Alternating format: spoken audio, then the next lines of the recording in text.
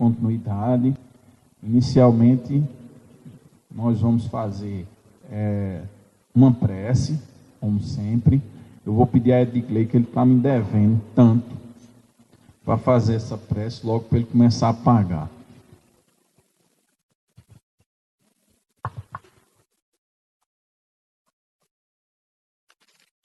No mesmo clima de paz e amor do Cristo, elevemos nossos pensamentos para todos os irmãos que estão precisando desse auxílio de amor. Amado Mestre Jesus, agradecidos estamos pela noite de ontem, pelo dia de hoje, que acordamos e estamos na Tua presença. Que possamos abrir nosso coração para Tu penetrar e implantar esse amor que já está implantado, mas que nós não conseguimos alavancar. Fica conosco, Mestre amado, nesse momento de paz, de aprendizagem, hoje, agora, amanhã e sempre. Que assim seja. Assim seja. Então vamos lá. Eu vou começar com algumas informações, né? Para a gente se situando, antes de eu passar aqui para Cláudio. Cláudio trabalha lá no Leão. Algumas pessoas já cruzaram com ele, né? Desde a primeira vez que a gente foi lá no Leão, quando a gente voltava da viagem, aí o pessoal dizia: tem um jovem lá tão bom que ele gosta de ensinar, né? Eu descobri hoje que ele não é tão jovem, não. Eu achei até que fosse mentira, ele tem 53 anos. Aí eu digo a vocês, vamos aplicar mais passe, para ver se a gente rejuvenesce desse jeito, né? Ei, Douglinhas mal acabado aqui e Cláudio assim tão jovem. E da segunda vez foi a mesma história. Acho que da primeira vez ele conversou com o Mirinho. Mirinho conseguiu uns dutozinhos para fazer o sopro quente. Eu acho que Cláudio tinha todo um equipamentozinho, né?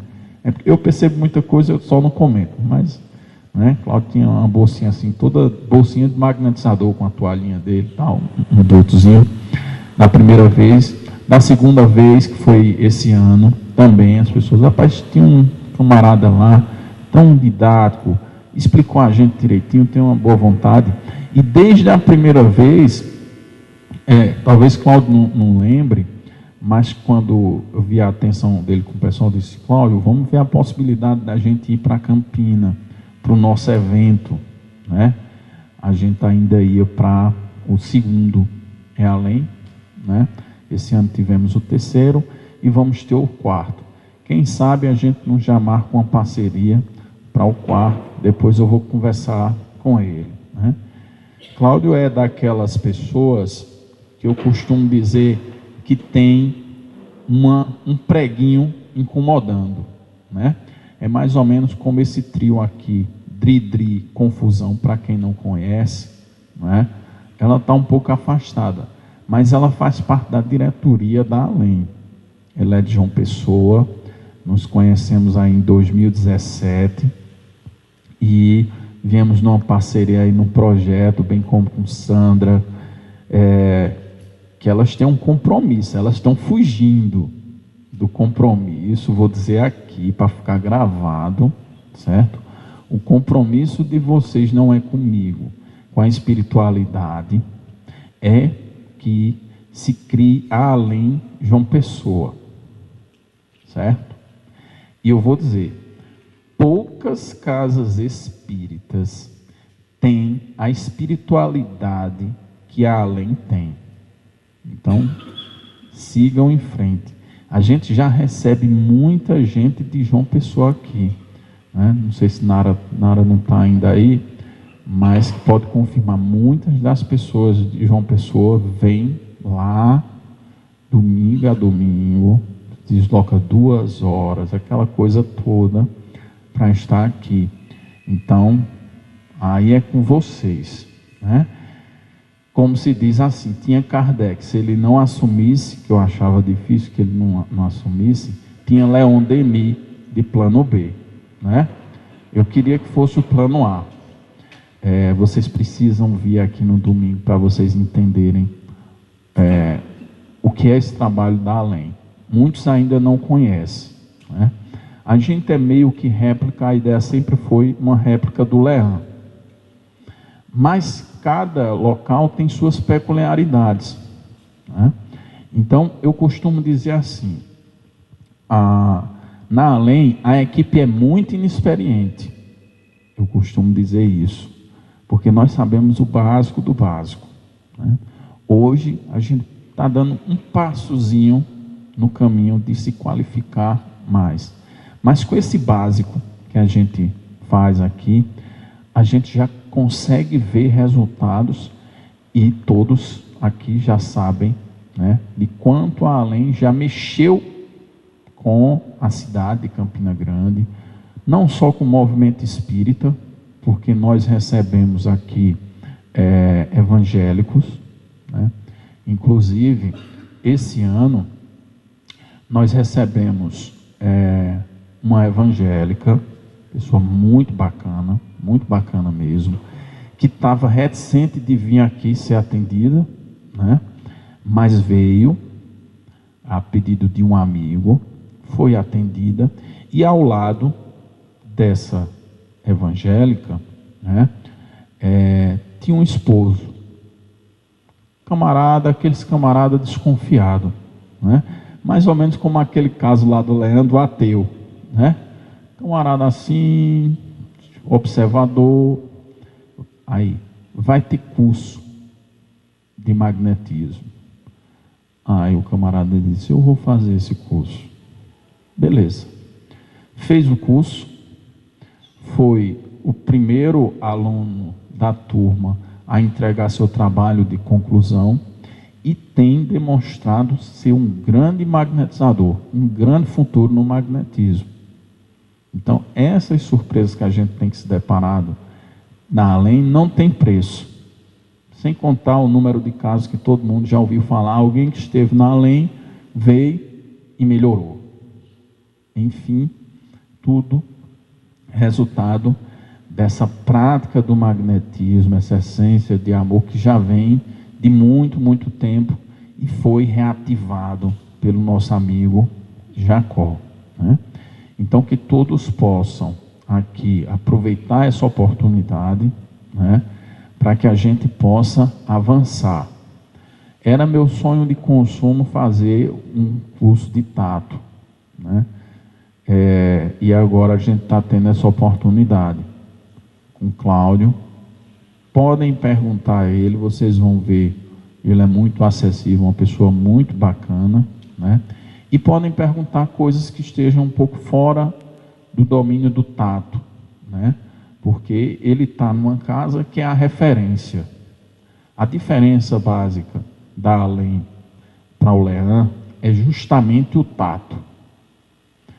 No Leão é assim, depois que você se formou lá, que recebe autorização, você é jogado na jaula do leão, se vire. É você e seu tato. Tem um lado bom, tem um lado ruim como tudo, né?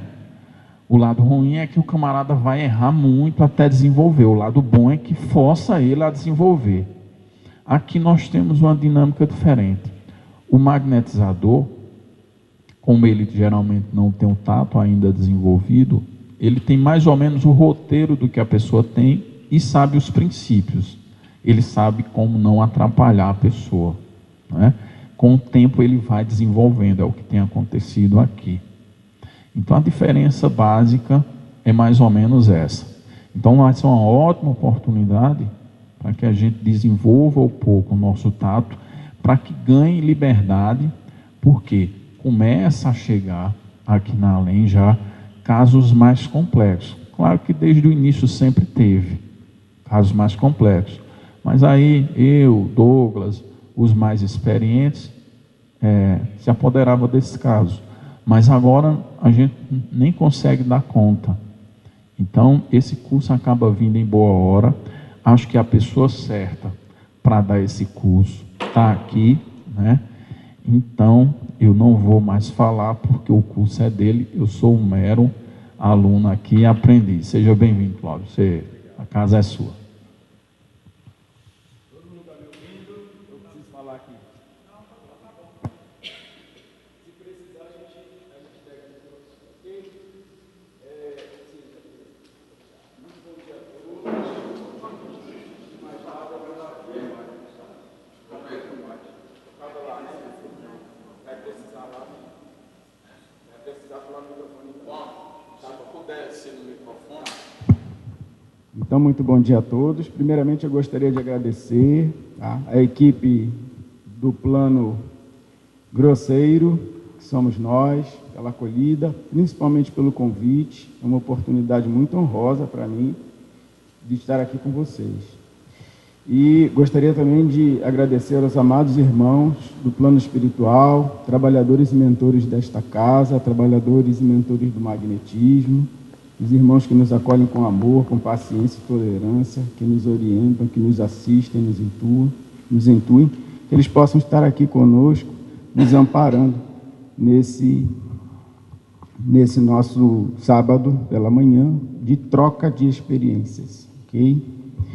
Eu gostaria de me apresentar só um pouquinho. Meu nome é Cláudio Aragão, eu sou oficial da Força Aérea Brasileira, já estou na reserva desde 2012, conheci o Leão, tenho apenas 10 anos de doutrina, não é muito tempo, conheci o Leão, conheci o magnetismo em 2015, então minha entrada no magnetismo é ainda recente, eu não sou tão experiente assim, enquanto o Pedro fica cantando, não é bem assim não, mas é como ele disse, eu trabalho em 2 casas, no Leão, que vocês conhecem, que é uma boa referência, e numa outra casa, que é a Sociedade Espírita Joana de Ângeles, lá em Natal também, que faz o mesmo trabalho, e que é uma casa que também funciona de uma forma um pouquinho diferente do Leão. Eu acredito que funciona igual a vocês aqui, né? Tem uma médica, que é a coordenadora do trabalho, e essa médica, ela orienta. Além da orientação que a gente tem, voltada para exames mesmo, pega os exames, orienta, diz como é que é a doença, como é que é a síndrome, como é que pode atuar aqui e ali. Além dessa orientação, a gente ainda tem o aproveitamento também das vocações do magnetizador, não é? Então, qualquer magnetizador pode aplicar qualquer passe, mas ela sempre olha e fala assim, não, você faça o de câncer, não, você faça aquele TDM3, tem um TCM, está muito ruinzinho, faça um tato lá para mim. Então ela acaba orientando um pouquinho e escolhendo, não é falar, você só vai fazer câncer, não é isso, mas ela acaba aproveitando porque a gente sabe, né, que dentro da movimentação fluídica que a gente faz, alguns fluidos são mais afins com alguns assistidos, ou são mais afins com alguns problemas que a gente encontra. Então tem gente que é muito bom para aplicar um TDM, mas isso não quer dizer que não possa aplicar um TCM ou fazer um passe livre, né, de uma síndrome ou de um câncer. Então são 2 casas que trabalham, eu tenho a oportunidade de trabalhar nas 2, né, jogado aos leões, como ele diz, e também com uma casa que ela é mais focada no problema do assistido, né? A proposta nossa seria chegar aqui e aplicar o treinamento, né? Não é um curso, é um treinamento de tato magnético, porque o tato magnético, ele não é como a mediunidade que já vem pronto, né? Todo mundo pode desenvolver o tato magnético, e cada um vai ter o seu tipo de interpretação, de sensação. Então, tato é sensação, né? A ideia seria fazer, mas a gente achou, o Pedro achou mais interessante a gente bater um papo primeiro e deixar mais para tarde o tato. Então nós vamos conversar um pouquinho sobre um caso que nós tivemos, não foi no Leão, foi na Seja, caso muito interessante de glioma. Nós vamos falar um pouquinho sobre a modulação do eixo endócrino e do eixo do sistema imunológico, que é muito aplicável para casos de câncer, casos de debilidade, de outras doenças, como a esclerose, Alzheimer, etc., ou passe em idosos, né, que tende a perder essa harmonização. E aí, depois que a gente bater esse papo, a gente começa com o treinamento. E na parte da tarde, se for o caso, a gente recomeça o treinamento e dá o andamento. Quem puder vir na parte da tarde, o time dele vai estar um pouquinho mais cheio, então a gente vai privilegiar o treinamento para a parte da tarde. Mas hoje a gente ainda começa, né?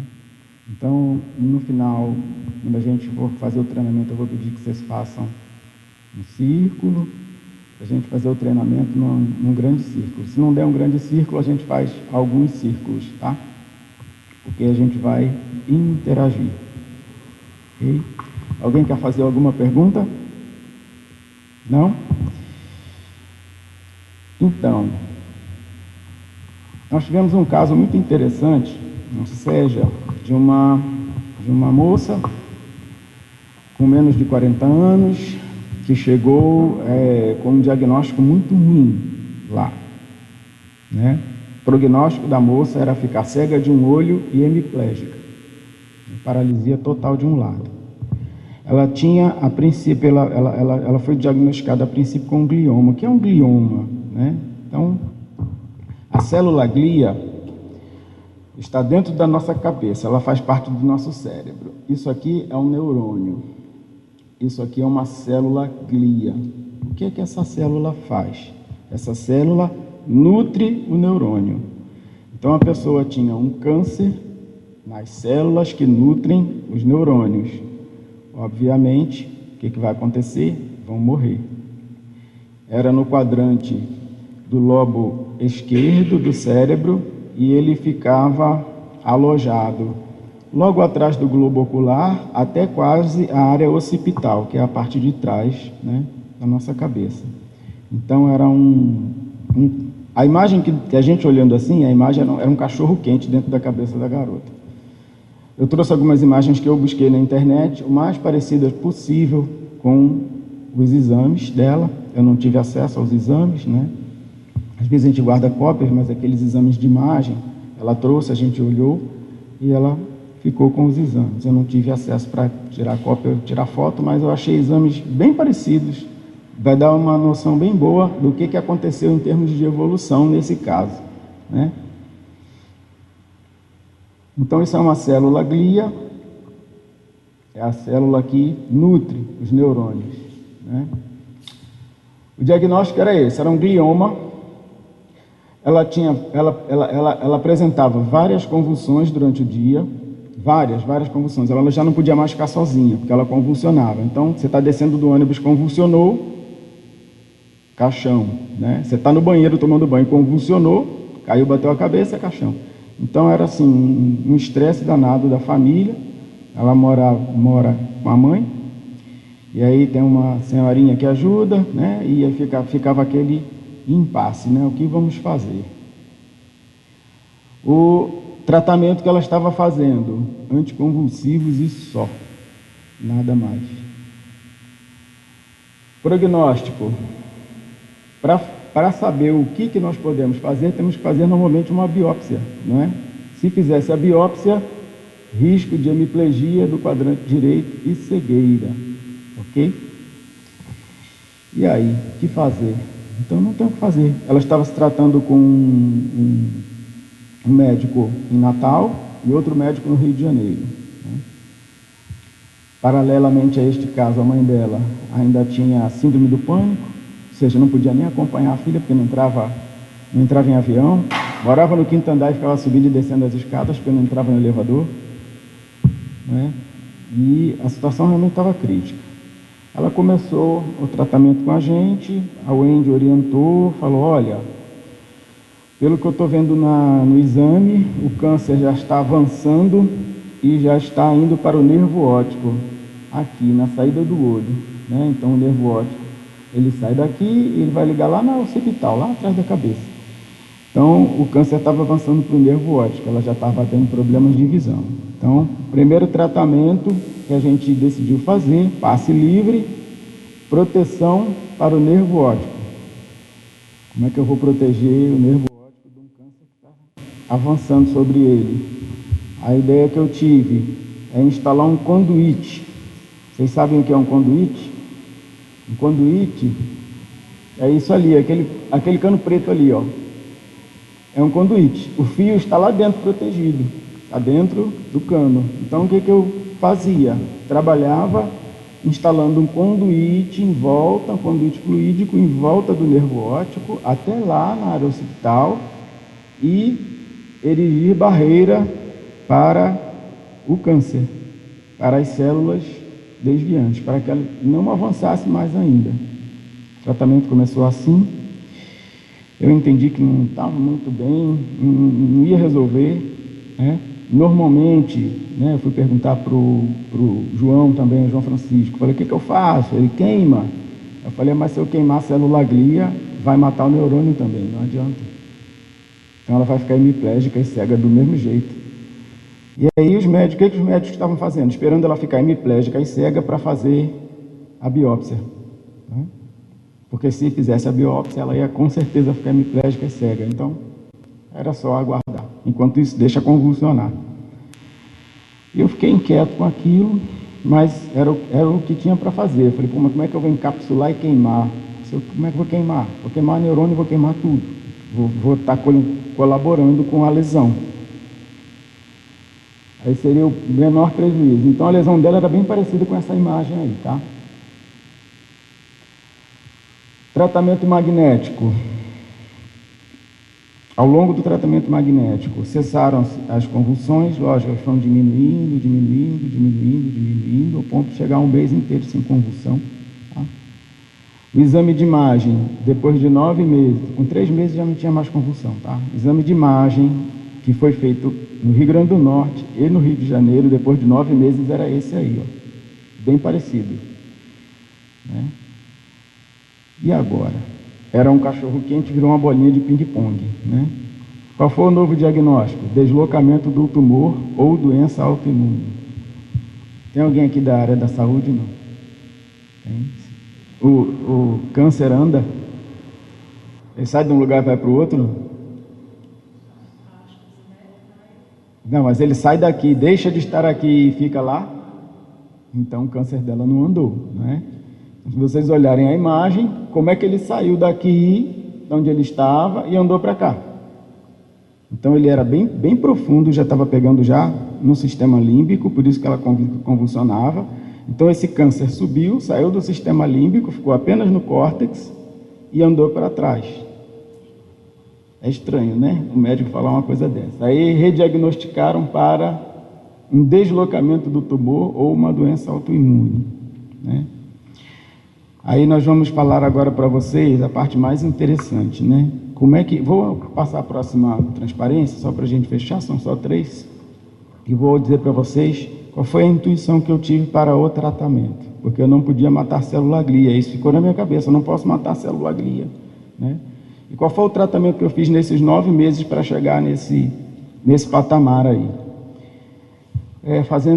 Fazendo a aplicação de passes nela, eu sentia muita, como é que eu vou dizer a vocês, muita energia densa. Tirava da cabeça dela energia densa, como se fosse uma gosma, né? Como se fosse meter a mão mesmo dentro de um caldeirão de gosma. Tinha que tirar o tempo todo tirando aquela gosma. Eu falei, pois vou ficar tirando gosma e cercando, né, as células desviantes, como é que vai ser isso? Eu vi um filminho muito interessante, e nesse filminho mostrava como é que era que se formava um câncer, né? E aí me veio uma intuição do que fazer. Depois de um ano, desde diagnosticado o glioma, atribuiu-se às imagens anteriores a uma inflamação que o próprio organismo debelou. Já ouviu o médico falar isso aí? Foi uma inflamação que o próprio organismo debelou. Foi para a doença autoimune, da doença autoimune virou uma inflamação. Ficou assim o exame dela. Ficou assim. Certo? Vamos esperar. Vamos você falar aqui, né? Se você falar aqui, fica melhor. Ficou assim o exame dela, ó. Uma manchinha, até menos do que isso aqui. Uma manchinha bem pouquinha. Ou seja, não teve tratamento nenhum a não ser os anticonvulsivos. Sim, os anticonvulsivos, com 3, 4 meses, ela mesma abandonou, porque o médico insistia e não queria de jeito nenhum abandonar o tratamento com anticonvulsivo. Mesmo ela não convulsionando por 3 meses, ela mesmo parou, abandonou e continuou sem convulsionar, né?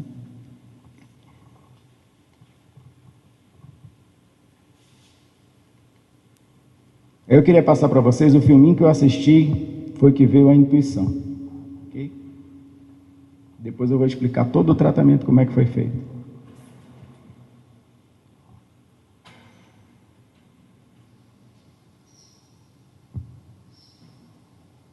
Será que vai sair um som aqui? No computador? Bom, todo mundo consegue ler?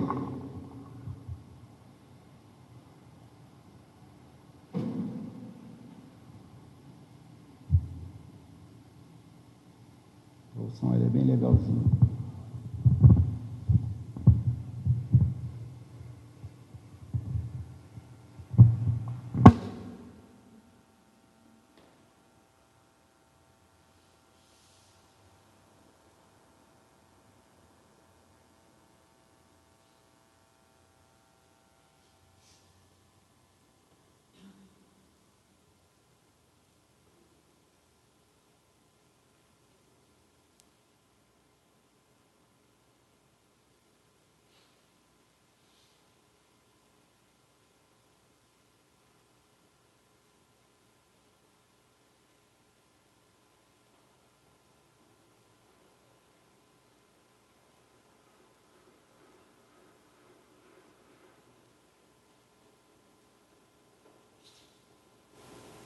Proteína que faz multiplicar.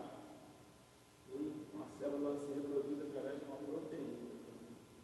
RNA, uma fita, tá vendo? Comunicação do DNA com o núcleo.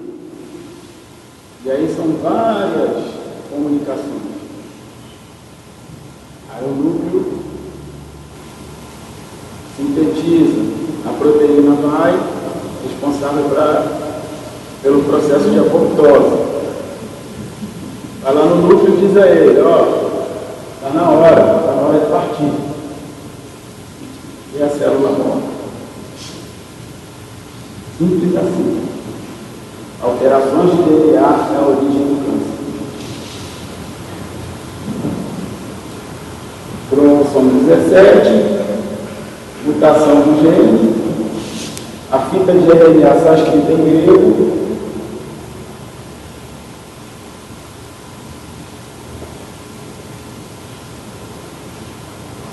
o ribossomo produz uma proteína defeituosa que não sabe falar, que não fala em grego, e aí pronto. Está instalado o câncer. Está instalada a célula desviante. E vão se obedecendo e vão causando toda sorte de distúrbios.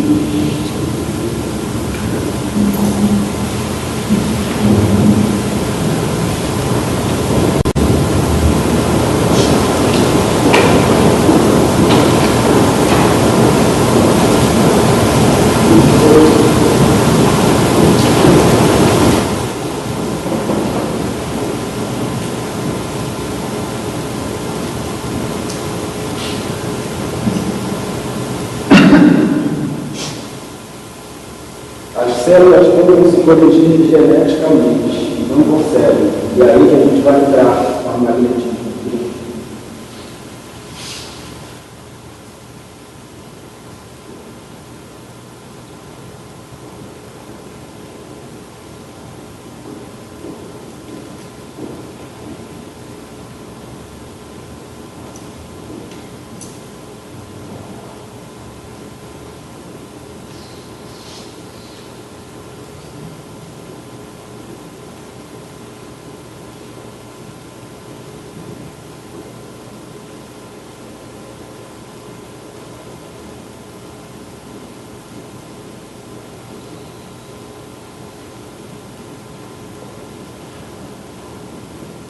Isso é uma metástase, células desviantes correndo ao longo da circulação.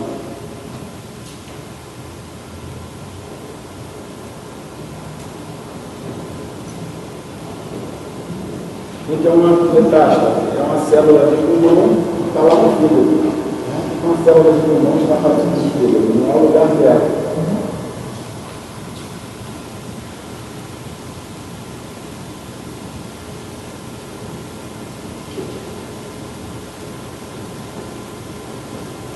Não adianta a gente ficar tentando sustentar esse fígado. Não adianta.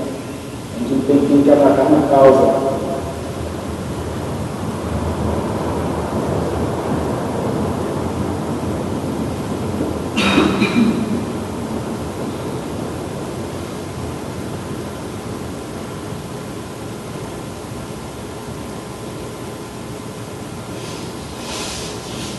Viram a proteína que reproduz ou mata a célula? A gente tem que atuar nessa proteína também.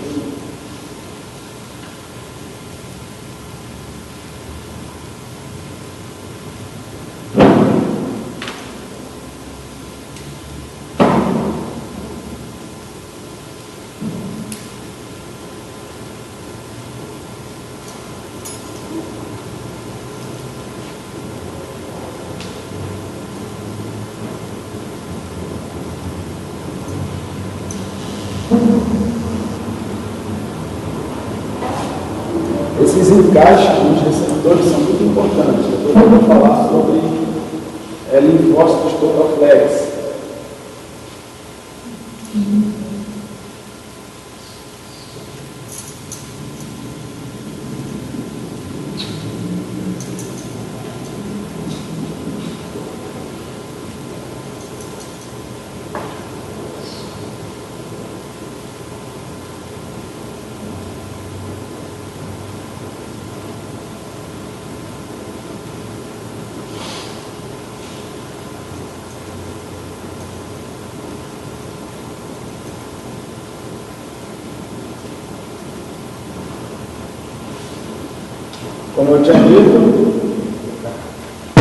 Como eu já tinha comentado, então, o tratamento inicial foi encapsulamento e proteção do nervo óptico, para ela não ficar cega.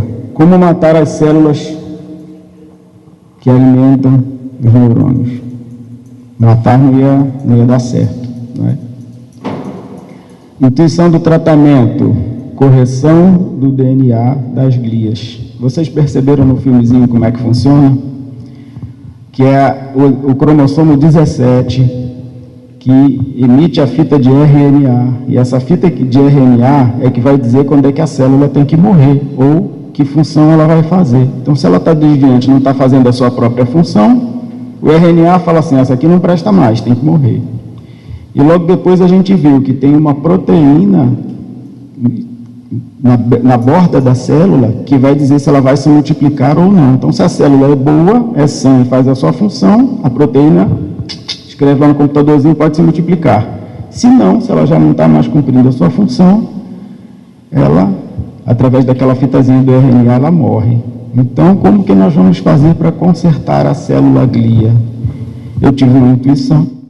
A minha mediunidade é muito pequena, eu tenho um bom tato, mas a mediunidade é pequena, então eu não escuto nada, eu não vejo nada disso. Mas aí abri um zap na minha cabeça e disse, vá no cromossomo. Eu falei, ok, ataque a causa, vamos consertar o cromossomo. Se nós temos uma célula de câncer desviante, uma célula que não está fazendo a sua função, vamos consertar, não é? E a primeira coisa que a gente tem que fazer, impedi-la de se reproduzir, porque o que impede o sistema imunológico de combater é o excesso de células desviantes. Chega uma certa hora que o sistema imunológico não vence mais. Então, vamos cortar a reprodução, vamos parar do jeito que está. A primeira intuição foi ir na proteína que comanda a reprodução da célula e eliminar essa proteína das células desviantes, não das células boas, porque tinha célula glia boa e tinha célula glia desviante, com comportamento desviante. Então, a primeira coisa, eliminar essa proteína que faz a célula se multiplicar, eliminando a multiplicação do câncer, certo?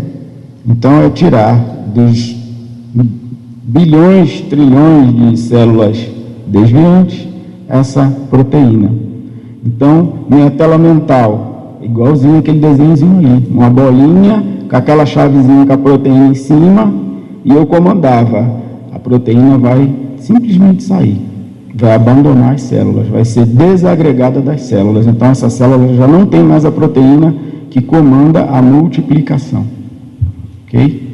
Esse foi o primeiro comando. Segundo comando, ir dentro do núcleo da célula. Aí nós vamos pesquisar para ver como é que é o núcleo de uma célula, seja uma célula glia ou outra qualquer. É tudo muito bem parecidinho.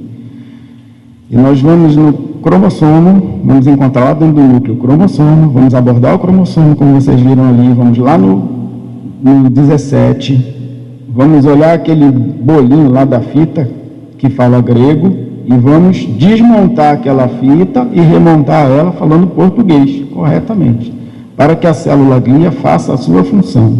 Ora, se essa célula glia já não se reproduz mais, já está bom. Uma hora ela vai morrer, mas ela só vai morrer se o cromossomo 17 mandar a informação em português, que em grego o resto do organismo não entende.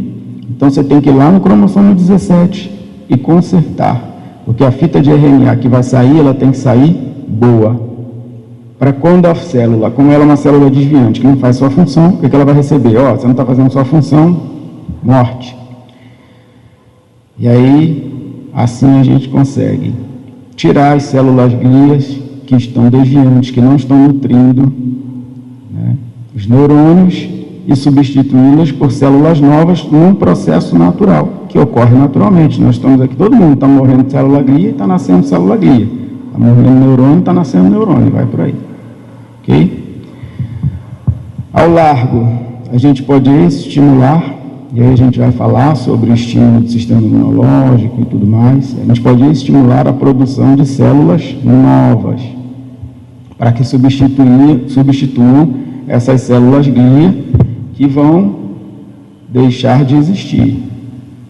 Por outro lado, a gente tem que pedir ao sistema imunológico que pegue essas células desviantes e não provoquem metástase.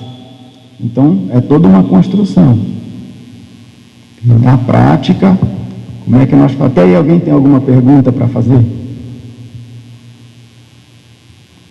Então, estão entendendo o que eu estou dizendo? Estão entendendo?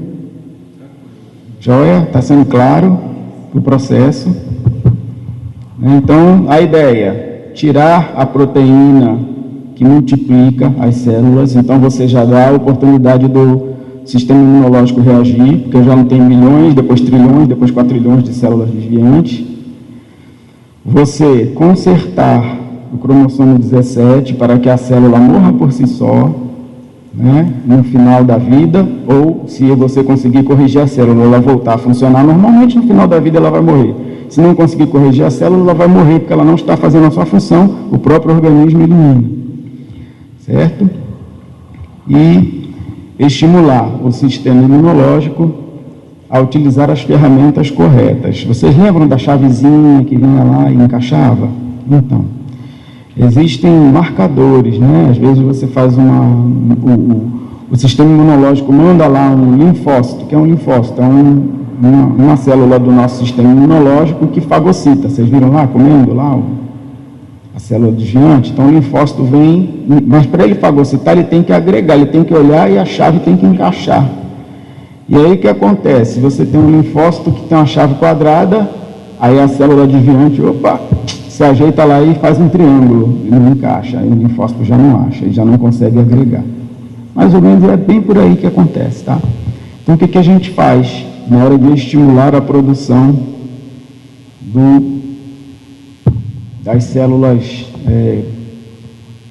dos glóbulos brancos e das células que vão atacar esse câncer? A gente vai pedir ao timo, que é o timo que matura essas células, que ele produza células com chaves total flex, chave mestra. Então é total flex, é redondo, é quadrado, é triangular, é o que for, vai adaptar lá na hora. Aí o pessoal pensa assim, esse cara é maluco, como é que ele faz isso? Gente, a espiritualidade está aqui do lado. Alguém tem alguma dúvida disso?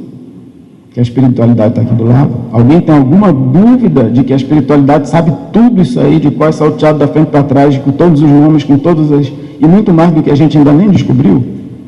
Então peçam. Peçam ao Timo para fazer isso. Que a espiritualidade vai dizer para o Timo qual é o total flex que ele tem que reproduzir. Então, é ousadia e alegria. É pegar e fazer. Como é que eu vou entrar dentro do cromossomo? Tela mental. Pega um filmezinho desses aí, que o cara encolhe, né? Tem até um filme que saiu há pouco tempo aí, que o cara encolhe, vai lá dentro. Não é? Tela mental. Eu fazia assim. Como é que eu fazia? Eu abordava, pedia ao organismo para fazer essa intervenção, em respeito ao organismo da pessoa, pedia, abordava pelo ouvido, entrava pelo ouvido, ia lá onde está toda a área das células desviantes. Entrava numa das células, como? Fazendo um mergulho mental. Vou entrar na célula, entrei na célula, está ali as organelas, já mitocôndria, isso, aquilo, outro. Agora cadê o núcleo? Está lá o núcleo. Tela mental. Entrei dentro do núcleo. Agora vamos achar onde está o cromossomo. Está lá o cromossomo. Cadê? Onde é que está o 17? Que está aqui desviante. Está lá, todo enrolado. É você mesmo. Vamos descosturar, como se fosse uma rendeira. Desfaz todinho e refaz a costura todinho de novo. Tela mental. Agora você está bom. Como fazer isso com 1 milhão, 10 milhões, 1 trilhão de células desviantes? E aí, quem dá uma ideia? Vai fazer uma por uma? Como é que nós vamos fazer com todas ao mesmo tempo? Então, quando eu abordava, que chegava numa das células desviantes, e aí padrão vibracional, a célula desviante tem um padrão vibracional diferente. Vocês vão ver na tela mental de vocês, é preto, é diferente, é não saudável. Vocês vão ter certeza que vocês vão estar abordando uma célula desviante, uma célula ruim. E aí eu comandava, a proteína de reprodução vai abandonar essa célula agora. Só que o que eu fazia? Antes de começar o tratamento em si, abandonar a proteína, né? Soltar mesmo na corrente, no tecido a proteína. Entrar no núcleo, achar o cromossomo, consertar o 17 e sair fita de RNA boa. Eu colocava todas as células desviantes na mesma rede Wi-Fi. Como que a gente coloca todas as células desviantes na mesma rede Wi-Fi? Imprime o mesmo padrão vibracional para todas. Na prática, como que eu fazia isso? Eu entrava, abordava a célula e criava um diapasão. Um diapasão mental. Na minha mente eu fazia assim. Na minha mente, e colocava todas aquelas células desviantes para vibrar nesse mesmo som, e comandava, todas as células desviantes vão vibrar nesse mesmo som que essa célula está emitindo, todas elas estão na mesma rede Wi-Fi, no mesmo Bluetooth, na mesma frequência de FM, e aí eu fazia o trabalho em uma célula, e a cada trabalho que eu fazia, um toque de gongo, naquela mesma frequência. E assim, o que eu fazia? Dava um comando e jogava na rede, através do som. Dava um comando, jogava na rede. E ordenava que todas as células se comportassem daquela forma. Isso era a prática. Na prática era isso. Então, abordava o organismo, pedia para fazer essa interferência, fazia o mergulho na tela mental, encontrava a célula, tirava aquela célula da harmonia total, criando esse diapasão, um diapasão bem diferenciado, tá? Um som bem diferenciado, colocava todas as células desviantes naquele diapasão, tirava a proteína de multiplicação, bom, paramos de multiplicar, aí é a hora que o câncer anda, né? Que sai de uma imagem desse tamanho para uma imagem desse tamanho, né? Óbvio que isso foi ao longo de semanas e semanas e semanas fazendo sempre a mesma coisa. Depois, consertava o DNA, outro diapasão. Depois, comandava a produção de RNA em português, outro diapasão. Depois, comandava que aquela célula fizesse o trabalho dela, que se tornasse uma célula sã e que voltasse a nutrir os neurônios normalmente, outro diapasão, para que isso se espalhasse para sei lá eu quantas células desviantes haviam dentro da cabeça daquela moça, certo? E assim foi feito até que nós tivemos um desdiagnóstico do câncer. Quando eu saía da célula, agradecia ao organismo a confiança e aí fazia o procedimento de estimulação do sistema endócrino e do sistema imunológico. Perguntas para depois a gente passar para o sistema endócrino e o sistema imunológico para a gente ver como é que faz isso, porque o sistema endócrino e o sistema imunológico tem que sustentar tudo isso aí, entre outras providências que a gente pode tomar também, como por exemplo, se eu estou comandando a morte de células desviantes, não tenho toda a certeza de que elas não estarão atuantes, que elas não vão contaminar outros sistemas. Então, tudo que vai para o lixo sai por algum canto, né? Então, a gente tem que fazer o quê? A gente tem que preparar a via de excreção, para que não haja metástase. Então, você tem que preparar o fígado para que não haja metástase no fígado, você tem que preparar o intestino, o trato intestinal, você tem que preparar rim e bexiga, fazendo um revestimento e dizendo, não agreguem, porque essas células não são suas. Um glioma não é um néfron. Néfron é uma célula de rim, não é uma célula de cérebro. Então, não agreguem o glioma que vai passar. Ele vai passar e vai ser excretado. Então, tem essa preparaçãozinha também. Então, é um passo longo, paciente, onde você tem que ir trabalhando passo a passo. Ok? Até aí, alguém tem alguma curiosidade? Esse preparo teria que ser tudo antecipado, de causar toda a proteção. Você pode fazer no passe, você pode fazer ao final do passe. Eu fazia ao final do passe, eu fazia todo esse procedimento e ao final do passe eu preparava as vias de excreção.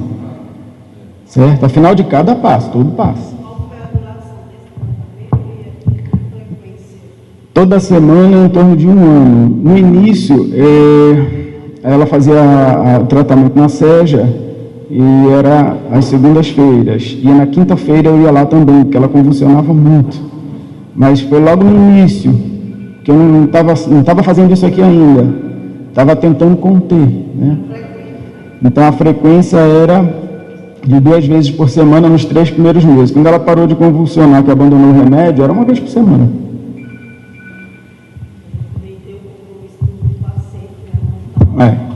Era 1 vez por semana.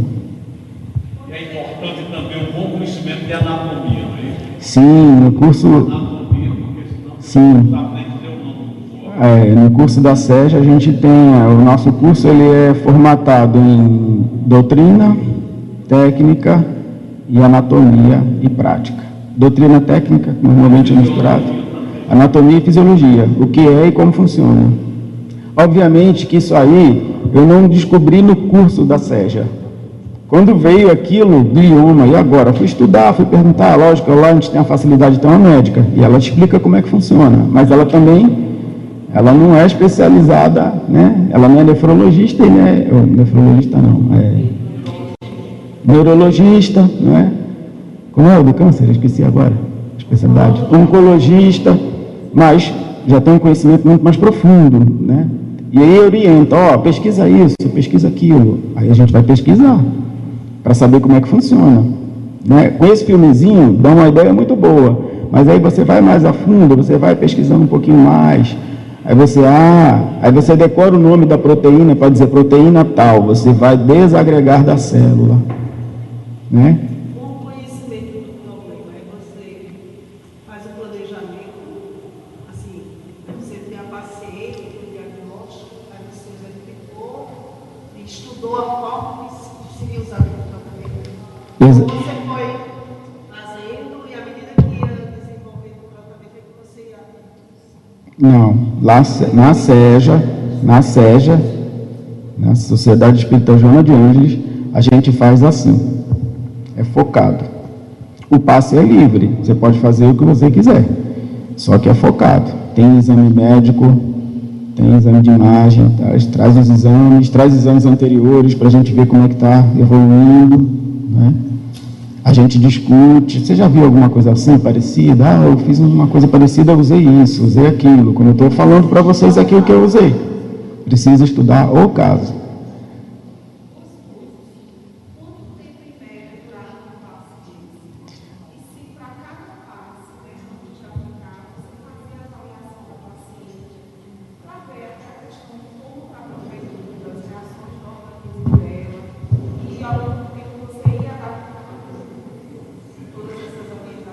Sim, então ela está perguntando quanto tempo, né, de passe que eu aplicava e se havia avaliações intermediárias ao longo do tratamento. Sim, o passe que eu aplicava durava em média de 35 a 40 minutos, tá, para fazer um passe desse aí. Porque exige uma relação magnética muito boa. Eu gostava de ir nas quintas-feiras também, porque você vai aproximando, né, do assistido. Então a relação magnética fica fácil. Tinha dia que eu saía de casa, já sabia onde é que eu tinha que tratar, porque eu sentia em mim o que ela estava sentindo, né? E isso acontece comigo, é um tato que acontece muito comigo. Antes de sair de casa, eu já sei onde eu vou tratar as pessoas. Às vezes não sei de quem, mas eu já sei que é onde eu vou tratar. Então isso facilita também. Então era 35, 40 minutos, às vezes aí ia mais, aqui um pouquinho, dependendo do estado, né, que ela estava. Às vezes tinha que tirar a gosma primeiro, porque a gosma não deixava eu chegar lá no DNA.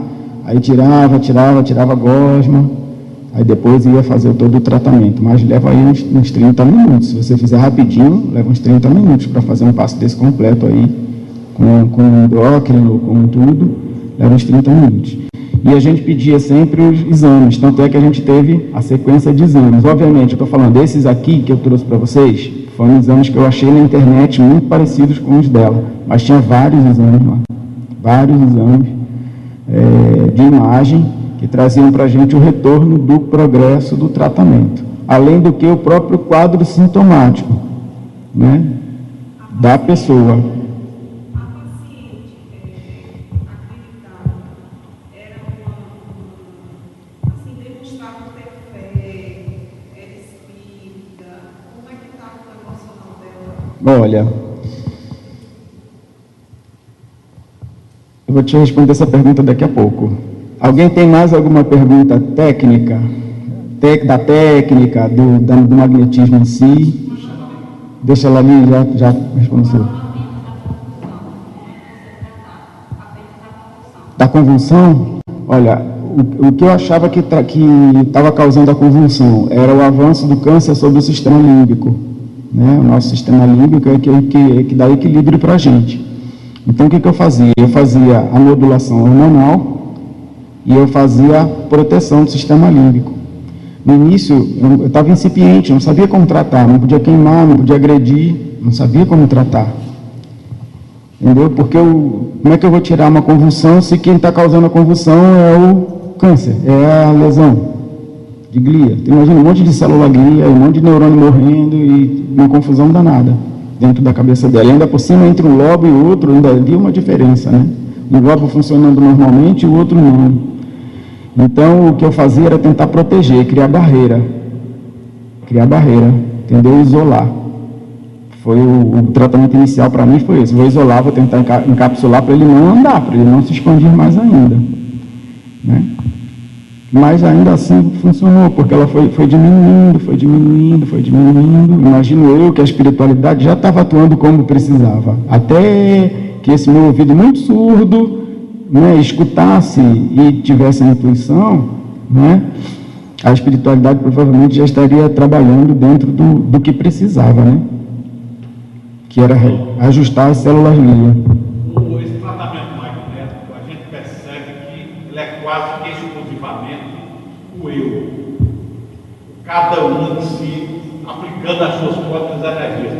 E se o médium intuir que está sendo protegido, pedir proteção à espiritualidade, a métodos espirituais, a Jesus, a turma espiritual, isso não tem como avançar mais, não. Porque Jesus disse: tire por toda parte, curai todas as enfermidades, esperem dos espirituais, essa coisa toda. Porque o magnetismo, evidentemente, é bom, mas acompanhado da espiritualidade. Como a gente vê as operações como o doutor Fleito, circuito de não avançaria mais. Eu vou lhe responder a sua pergunta e já pego a sua, tá? Uma das primeiras questões que vem no curso da SEG é exatamente essa, porque magnetismo, né, quando a gente sabe, é magnetismo animal e tal, mas, ainda que seja o magnetismo animal, usando nossas energias grosseiras e tudo mais, não existe passe animal, não existe isso. Se você não for com a espiritualidade, você não resolve nada, fala sério, né? Essa é a minha opinião, tá, gente? Fala sério, a gente sempre está.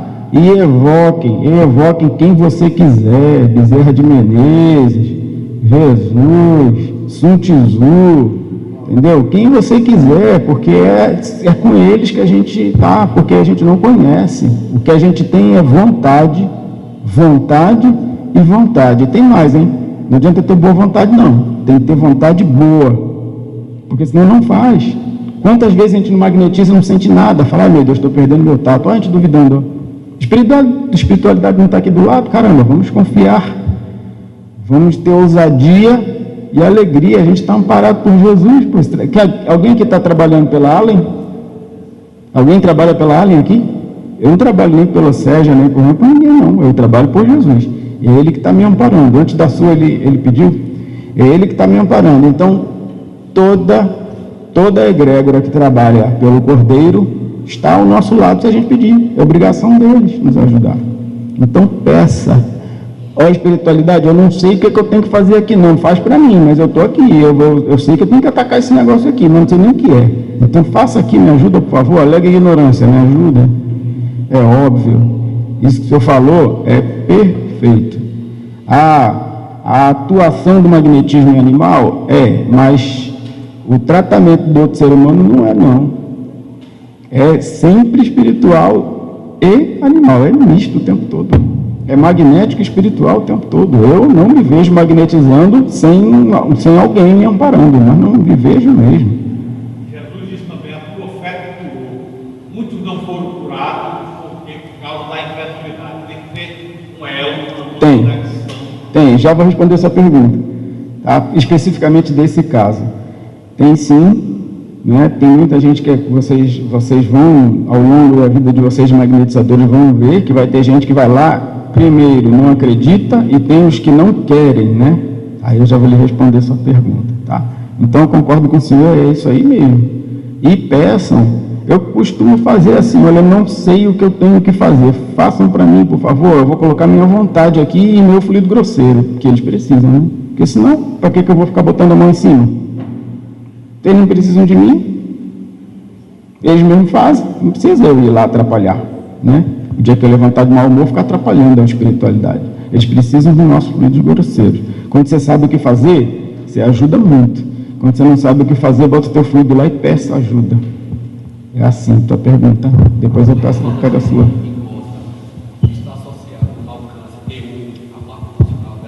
Eu creio que sim, porque depois do tratamento desdiagnosticado de câncer, o que tu faz da tua vida? O que tu faz? Tu vai chorar num canto? E tinha gosma, e tinha gosma, e tinha gosma. Desdiagnosticado. Com aquela outra imagem lá que você viu, e tinha gosma. Questão de querer ou não querer. Depois eu vou responder a sua pergunta, eu vou abordar a muleta. Sim, sua pergunta. Então deixa eu responder a pergunta dela antes de você fazer. Olha, a sua pergunta é muito ampla. Para este caso especificamente, a pessoa, depois de um pouco mais de um ano de tratamento, teve esse benefício de ser desdiagnosticado de um câncer que ia deixar ela com certeza hemiplégica e cega de um olho, para começar. Porque se fosse para o outro lado, né? Aí a pessoa é desdiagnosticada do câncer e ela entra em quê? em depressão. Por que ela entrou em depressão? Ela acreditava sim, ela não era de origem espírita, era de origem católica. E por que ela entrou em depressão? Principalmente porque, obviamente, é um sistema familiar. Entrou ela para fazer e nós colocamos uma mãe também, né? Que com 10 aplicações de TDM deixou de ser uma pessoa com síndrome do pânico. E acompanhou a filha para fazer um exame do Rio de Janeiro e ficou num prédio do 18º andar e subia e descia do elevador. Quer bênção maior do que essa? Então, ao meu ver, a mãe foi a mais beneficiada, porque a filha não quis, porque ela usava a doença como muleta. Por isso que ela entrou em depressão depois, que é como Jesus falava, né? Quando Jesus, alguém que tem alguma dúvida que Jesus não era muito burro assim, né? Se ele era um pouquinho burro, ele não era muito não. Então chega um cego na frente de Jesus e fala: mestre, me cura. E o que ele respondia? Que queres que eu faça? Pô, burro ele não é, cara. Burro ele não era burro. Não consigo acreditar que ele não sabia o que o cego estava pedindo. Mas ele sabia muito bem o que o cego estava querendo. Porque ele era um médico de almas, ele não era um médico qualquer. Então quando o cego diz: mestre, me cura, ele pergunta: mas o que tu quer que eu faça? Que eu estou vendo no teu coração que tu não quer a cura. Porque quando o cego é cego, a mão dele é assim. Quando o cego não é mais cego, a mão dele tem que pegar no cabo da enxada. E aí não se justifica mais todas as mirabolâncias que ele pode aprontar na vida só porque é cego. Então, para essa moça, infelizmente, ela usava a doença como muleta para justificar as suas faltas de iniciativa, enfim, né? As ignorâncias que a gente traz na vida, né? As nossas responsabilidades. Então, quando ela não estava mais diagnosticada, todo mundo cobrou. E aí? Como é que vai ser? Né? Inclusive, ela estava afastada do trabalho e tudo mais, voltou a trabalhar e tudo. E aí? Agora vai, né? Suor vai ter que escorrer. Aí entra em depressão. Cadê minha muleta? Só para fechar essa questão, tanque de Betsaida. Sabem a história do tanque de Betsaida? O cara que estava jogado lá numa cama, no tanque de Betsaida, e aí a água descia na fonte, passava no tanque, todo mundo mergulhava no tanque, todo mundo saía curado. Só o aleijado que estava encostado na cama que não conseguia se arrastar até o tanque. E aí Jesus no tanque de Betsaida, ele estende: mestre, mestre, me ajuda, porque eu nunca consigo chegar no tanque.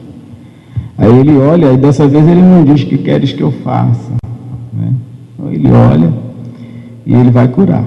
E depois que o mestre curava, o que ele falava? Vá e não arrume mais karma, porque vai ser pior, não é isso? Ele sempre falava isso daí, não é? Mas no caso do tanque de Betsaida, não. Ele pegou e falou: levanta. E aí o aleijado levantou do catre. E ele disse ao aleijado logo depois: pega teu catre e vai. Pega tua cama e vai. Por que Jesus disse isso a ele? Mais uma vez, porque Jesus não é bobo. Estava vendo no coração dele que ele não queria ficar curado. Por que pega teu catre e vai? Porque daqui a pouco você vai precisar do teu catre de novo. Daqui a pouco você está deitado aí no canto de novo.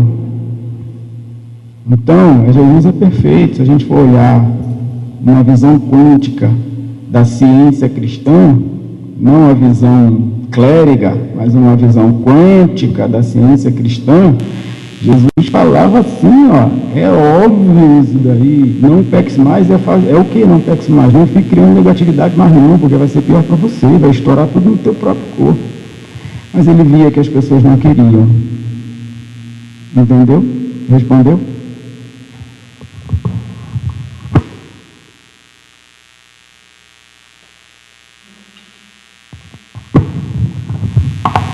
O questionamento que eu tinha já foi, de certa forma, introduzido por Mané Maria e pela outra pessoa lá. Realmente, quando você começou a explicar, eu comecei a me questionar: nossa senhora, eu vou ter que entender a anatomia, fisiologia e funcionamento das coisas. E à medida que você estava falando, que foi respondida também por você, quando você disse: você não está só, né? Eu já me vi aqui na além, Porque primeiro eu entrei como curiosidade, que eu acho que a maioria das pessoas aqui também foi. Tem formação espírita há mais de 30 anos, e entrei em tratamento magnético por curiosidade.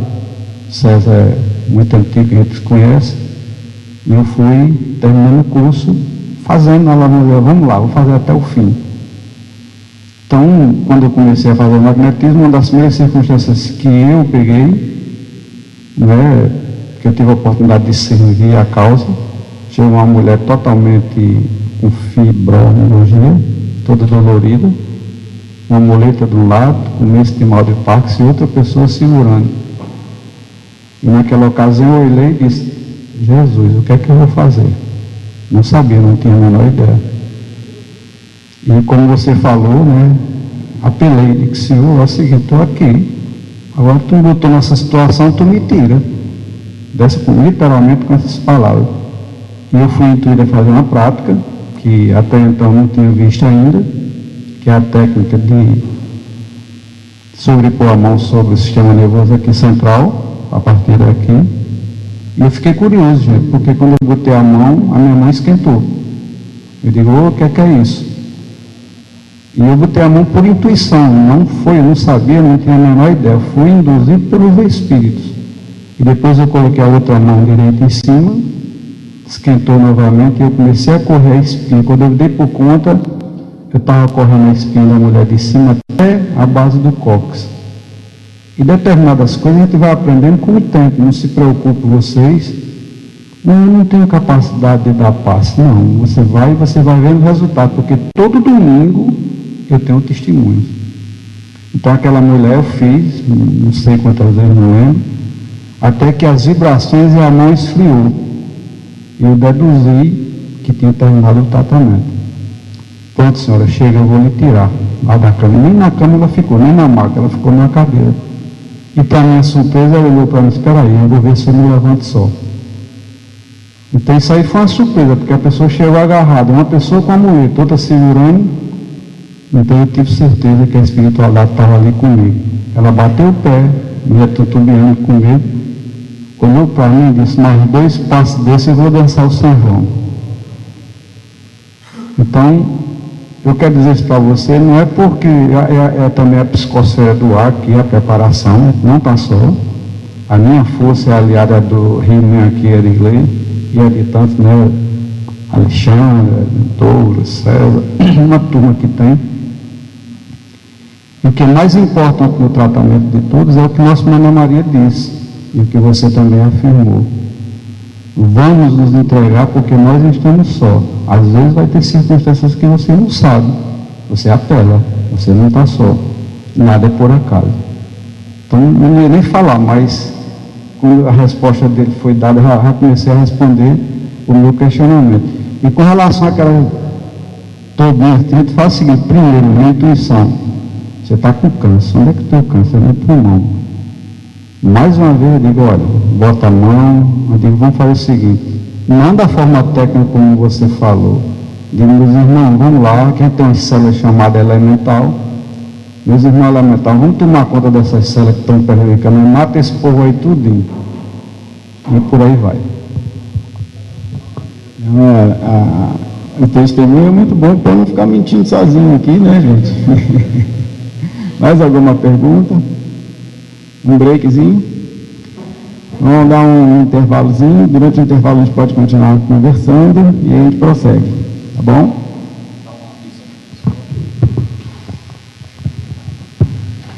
Gente, a gente vai tomar um cafezinho aqui na antessala do passe. E eu queria que vocês fossem por aqui, não fosse pela parte de trás, não está um pouco molhado lá. Tá ok?